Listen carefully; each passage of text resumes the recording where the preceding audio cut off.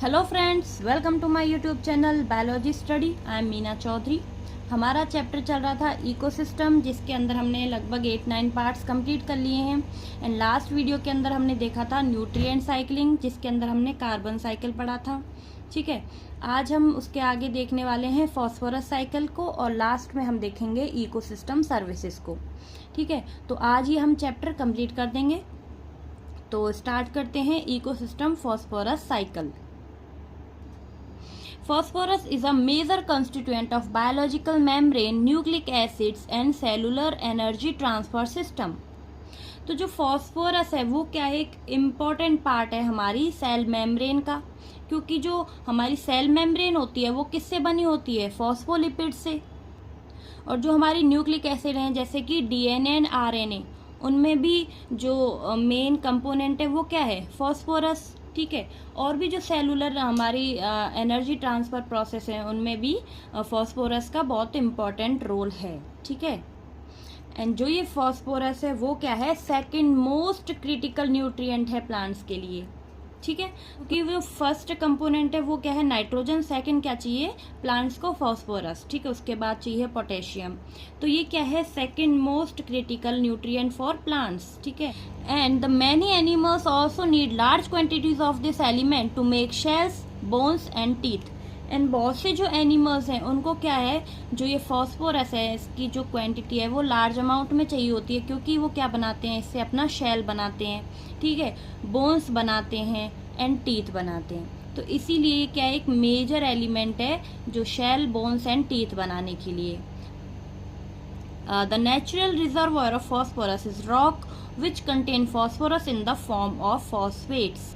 तो जो main reservoir है, नेचुरल रिजर्वोयर है फॉस्फोरस का, वो क्या है, रॉक। ठीक है, जैसे कि हमने कार्बन साइकिल में देखा था कि उसका रिजर्वोयर क्या था, एटमॉस्फेयर।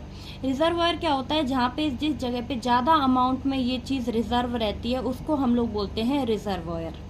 ठीक है, तो ये जो फॉस्फोर है वो सबसे ज़्यादा कहाँ पे प्रेजेंट होती है, रॉक्स में। तो ये क्या है, रॉक्स जो हैं वो इनका रिजर्वोयर है फॉस्फोरस के लिए।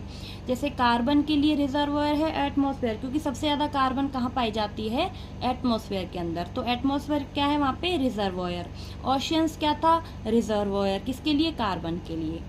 ठीक है, which contain phosphorus in the form of phosphate. तो जो ये रॉक्स हैं ये फॉस्फोरस को किस फॉर्म में रखते हैं, रिजर्व करके, फॉस्फेट की फॉर्म में। एंड आपको बता दूं एक बार, जो फॉस्फोरस साइकिल है ये किसके अंदर आता है, सेडिमेंट्री साइकिल के अंदर। सेडिमेंट्री मतलब कि जो मिनरल या फिर जो कि एलिमेंट होता है, मिनरल एलिमेंट, उसको हम लोग बोलते हैं क्या, सेडिमेंट्री। ठीक है, तो ये कहाँ पे पाया जाता है, रॉक्स में। इसीलिए क्या है, एक सेडिमेंट्री साइकिल है फॉस्फोरस साइकिल को, और ये क्या है, रॉक्स में प्रेजेंट होती है। ठीक है, when the rocks are weathered, minute accounts of these phosphates dissolve in the soil solution and are absorbed by the roots of the plants। अब क्या होता है, जैसे ही ये जो रॉक्स हैं ये टूटती हैं, ठीक है, रॉक्स के टूटने की वजह से क्या होगा, जो फॉस्फेट है ना वो सॉइल के अंदर डिसॉल्व हो जाएगी। ठीक है, यानी कि धीरे धीरे वो सॉइल के अंदर डिसॉल्व होने लग जाएगी, और फिर उसकी वजह से क्या होगा, जो सॉइल है उसमें से ये जो न्यूट्रिएंट है यानी कि जो फॉस्फेट है, इसको कौन ले लेगा, प्लांट्स। ठीक है, किसकी हेल्प से, रूट की हेल्प से। ये हम देखेंगे आगे फिगर 14.7 में। Herbivores and other animals obtain this element from the plants. अब ये प्लांट्स के अंदर ये न्यूट्रिएंट चला गया, जो एलिमेंट क्या था, फॉस्फेट। ये कहाँ पे डिसॉल्व हो गया था, सॉइल के अंदर। किसकी वजह से, जब ये रॉक्स टूटी थी। ठीक है, अब ये रॉक्स टूटने से क्या हुआ, ये डिसॉल्व हुआ सॉइल के अंदर, और सॉइल से फिर इसको किसने ले लिया, प्लांट्स ने, कि जो प्लांट्स की रूट्स थी ना उनने इसको एब्जॉर्व कर लिया। ठीक है, अब प्लांट से क्या होगा, जो हर्बीवोर्स होंगे वो प्लांट्स को खाएंगे। तो ये जो एलिमेंट है, जो फॉस्फेट है, वो किसके अंदर चला जाएगा, हर्बीवोर्स में। ठीक है, और फिर क्या होगा, जो हर्बीवोर्स हैं वो कंज्यूमर वगैरह, जो अदर कार्निवोर्स हैं वो खा लेते हैं, तो फिर इनसे वो उसके अंदर चला जाएगा। तो ऐसे क्या हो रहा है, ये ट्रांसफर हो रहा है। ठीक है, प्लांट से हर्बीवोर्स, हर्बीवोर्स से कार्निवोर्स। ठीक है, and the waste product and the dead organisms are decomposed by the phosphate solubilising bacteria releasing phosphorus. अब क्या होगा, जैसे ही ये जो प्लांट या फिर एनिमल हैं वो डेड हो जाएंगे। ठीक है, अब उनसे जो वेस्ट प्रोडक्ट है, उनका जो डेड पार्ट हैं, वो क्या करेंगे, जो डिकम्पोजर्स हैं उनको तोड़ेंगे, डिकम्पोज करेंगे। ठीक है। तो उस जो डिकम्पोजर्स हैं वो उनमें क्या होता है, एक बैक्टीरिया होता है फॉस्फेट सॉल्युबलाइजिंग बैक्टीरिया। ठीक है। इस बैक्टीरिया के अंदर क्या होता है, ये जो एंजाइम है वो पाई जाती है, जिससे क्या होगा, ये वो फॉस्फेट को क्या कर देगा, सॉल्युबलाइज कर देगा। तो इससे क्या होगा, जो ये डेड ऑर्गेनिजम्स हैं, इससे ये जो फॉस्फेट है वो कहाँ पे चली जाएगी, फिर से सॉइल के अंदर रिलीज हो जाएगी। ठीक है। Unlike carbon cycle, there is no respiratory release of phosphorus into atmosphere. जो कार्बन साइकिल है ना, उसकी तरह यहाँ पे कोई जो रेस्पिरेशन प्रोसेसेस नहीं होती, जिसकी वजह से जो फॉस्फोरस है वो डायरेक्टली एटमॉस्फेयर में रिलीज हो जाए। तो ये क्या है, एक मिनरल साइकिल है, सेडिमेंट्री साइकिल है। तो ये कहाँ पे होती है, सॉइल में होती है। ठीक है, अर्थ क्रस्ट पे होती है। तो अब क्या होगा, जैसे कि जो वेस्ट प्रोडक्ट या फिर डेड ऑर्गेनिम्स के अंदर जो फॉस्फेट प्रेजेंट था, उसको किसने तोड़ दिया, इस सॉल्युबलाइजिंग बैक्टीरिया ने। ठीक है। उसके बाद ये जो फॉस्फेट था वो कहाँ पे रिलीज हो गया, सॉइल के अंदर। ठीक है। एंड जो कार्बन होता है वो तो कहाँ पे रिलीज होता है, एटमॉस्फेयर में। ये एक दूसरे से अनरिलेटेड है। ठीक है। And the other two major and important difference between carbon and phosphorus cycle are firstly atmospheric inputs of phosphorus through rainfall are much smaller than carbon inputs. Other जो दो मेजर इंपॉर्टेंट डिफरेंस है carbon and phosphorus cycle के अंदर, उसमें पहला क्या है कि जो एटमॉस्फेरिक इनपुट होता है ना फॉस्फोरस का, वो बहुत कम होता है कार्बन के अकॉर्डिंग। ठीक है। क्योंकि जो रेनफॉल है, रेनफॉल के थ्रू जो फॉस्फोरस आ रही है अर्थ में, वो क्या है, बहुत कम है। लेकिन जो कार्बन इनपुट है ना वो बहुत ज़्यादा होता है। ठीक है। तो इसमें क्या होगा, एक तो डिफरेंस ये होगा कि जो एटमॉस्फेयर इनपुट है फॉस्फोरस का वो बहुत कम है रेनफॉल के थ्रू, बल्कि कार्बन इनपुट क्या है, ज़्यादा। And secondly, gaseous exchanges of phosphorus between organisms and environment are negligible. Secondly क्या होता है, जो फॉस्फोरस का एक्सचेंज है ऑर्गेनिजम्स और एनवायरनमेंट के बीच, वो नेग्लिजिबल है। क्योंकि क्या होता है, ये गैसियस फॉर्म में नहीं होता है कार्बन साइकिल की तरह। कार्बन साइकिल में तो क्या हो रहा था, ऑर्गेनिजम्स या लिविंग ऑर्गेनिजम्स क्या कर रहे थे, रेस्पिरेशन कर रहे थे, उसकी वजह से जो कार्बन है उसको रिलीज कर रहे थे एटमॉस्फेयर में। लेकिन फॉस्फोरस साइकिल में ऐसा नहीं होता है, क्योंकि इसमें कोई गैसियस एक्सचेंज नहीं होगा। इसमें क्या होता है, अर्थ क्रस्ट के थ्रू जो एक्सचेंज है वो होता है। क्योंकि डेड ऑर्गेनिज्म से सॉइल के अंदर फॉस्फोरस जाती है, उसके बाद प्लांट्स रूट्स से क्या करते हैं, एब्जॉर्ब कर लेते हैं फॉस्फोरस को, उसके बाद फिर प्रोड्यूसर्स से इसको लेते हैं, देन इसको लेंगे कौन, हर्बीवोर्स, देन कार्निवोर्स। तो ऐसे ही एक्सचेंज होती है। ठीक है। अब देखते हैं figure 14.7, simplified model for phosphorus cycling in a terrestrial ecosystem. ठीक है। टेरेस्ट्रियल इकोसिस्टम में जो फॉस्फोरस साइकिल है वो कैसे चलती है, ये क्या है, जैसे रॉक मिनरल्स हैं। ठीक है। रॉक से क्या हुआ, वेदरिंग हुई, रॉक टूटा, तो क्या हो गया, जो फॉस्फोरस था वो कहाँ पे चला गया, सॉइल के अंदर। तो सॉइल सॉल्यूशन हो गया। इसके बाद क्या होगा, प्रोड्यूसर्स इसको ले लेंगे सॉइल से, रूट के थ्रू एब्सॉर्ब कर लेंगे। एंड देन प्रोड्यूसर से कौन ले लेगा इसको, कंज्यूमर्स।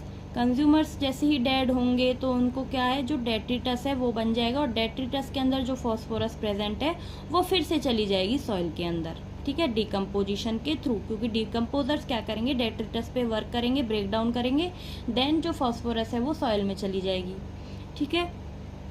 एंड लिटर फॉल भी हो रहा है यहाँ पे, प्रोड्यूसर से लिटर फॉल। लिटर फॉल का क्या मतलब है कि जो बायोलॉजिकल वेस्ट है ना प्रोड्यूसर्स का, वो भी डेट्रिटस में कन्वर्ट हो रहा है, जिसकी वजह से फिर वो डिकम्पोजर्स क्या कर रहे हैं, इसको सॉइल में इसको डाल रहे हैं डिकम्पोज करके। ठीक है। तो यहाँ पे हमारी फॉस्फोरस साइकिल कंप्लीट होती है। ठीक है। फॉस्फोरस साइकिल मीन्स की सेडिमेंट्री साइकिल। अब हम देखने वाले हैं इकोसिस्टम सर्विसेज को, जो कि क्या है इस चैप्टर का लास्ट टॉपिक।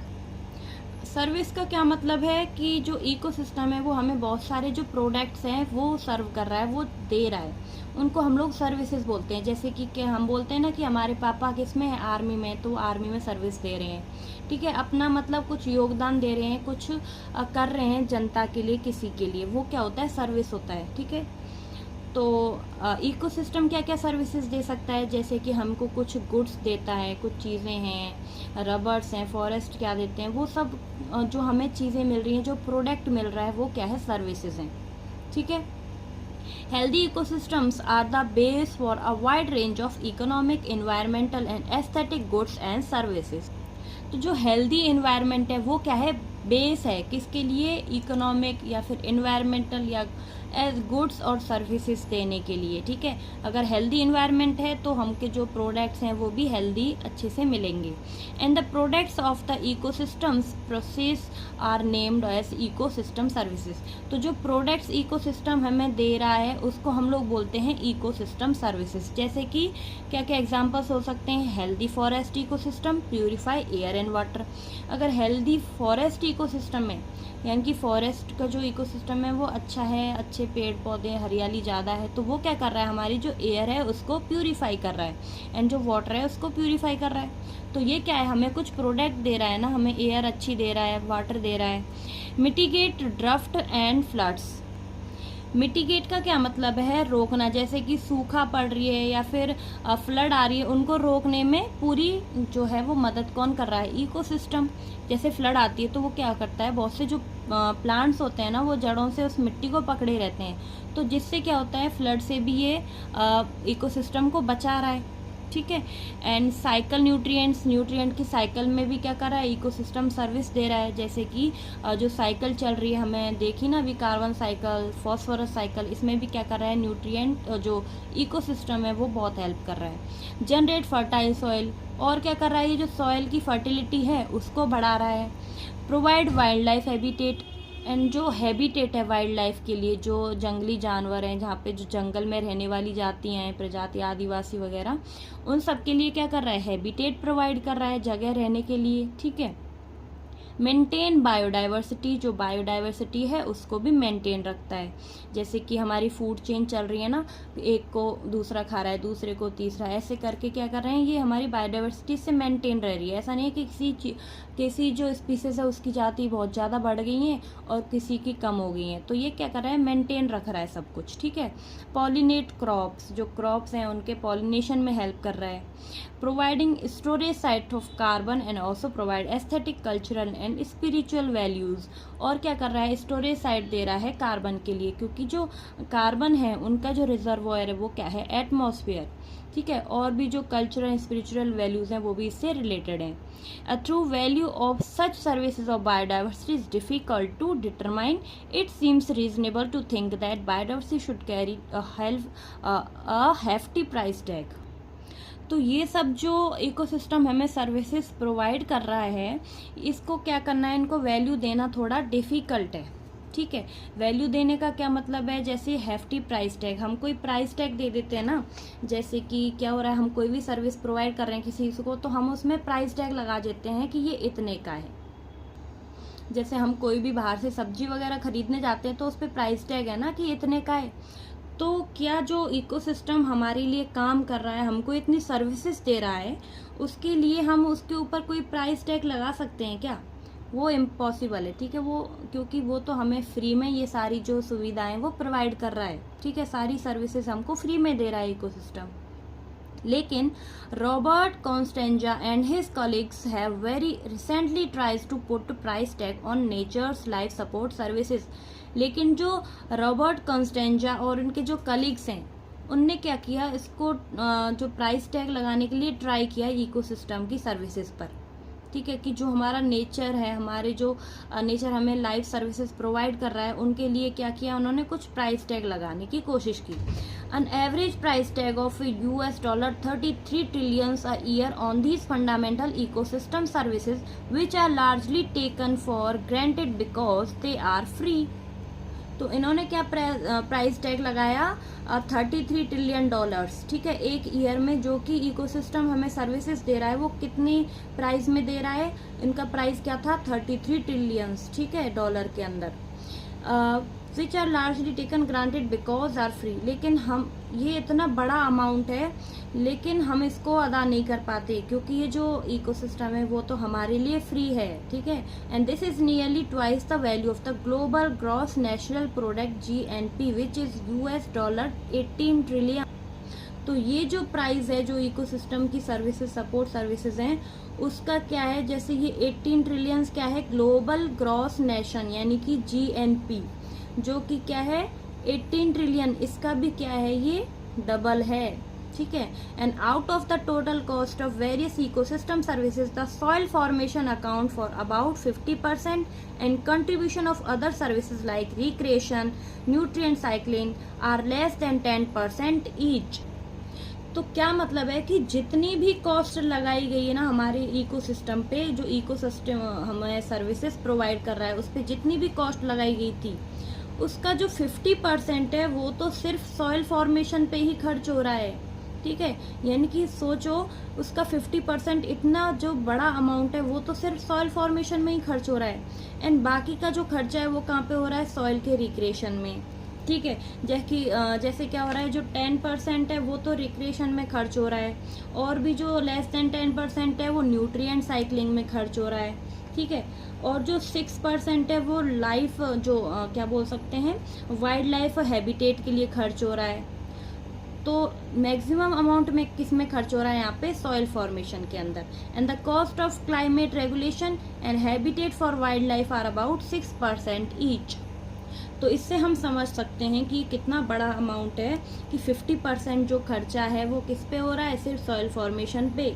एंड जो किसी भी जो 10% से पैसा खर्च हो सकता है, यानी कि हम लोग अगर प्राइस टैग लगा दें तो ये क्या है, बहुत इंपॉर्टेंट चीज़ है जो कि इकोसिस्टम हमें फ्री में प्रोवाइड कर रहा है, इसके लिए हम कोई उसको पैसा नहीं दे रहे हैं, ठीक है। तो इसीलिए ज़्यादा से ज़्यादा पेड़ लगाओ ताकि वो हमें सर्विसेज क्या है फ्री में प्रोवाइड कर रहा है, वो हमारे अच्छे के लिए कर रहा है, ठीक है। हम यूँ ना समझे कि हम कुछ जो गलत है, कुछ प्राइस टैग है, ऐसा नहीं होता है। अगर प्राइस टैग लगा के देखें ना तो ये हालत होगी। तो जो इकोसिस्टम है वो हमें सपोर्ट कर रहा है, सर्विसेज दे रहा है, फ्री में दे रहा है, ठीक है।